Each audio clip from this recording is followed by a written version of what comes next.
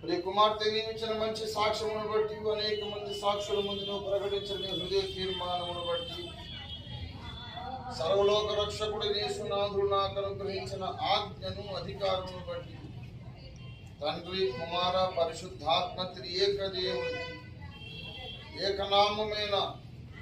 యేసు క్రీస్తును అనంత శక్తియుత రక్షణకర దైవనామమున నేను నీకు బాప్తిస్మం ఇస్తున్నాను.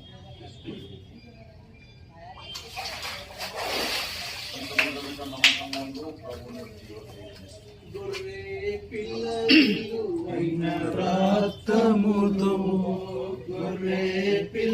పిల్ల విలువైన రక్తములో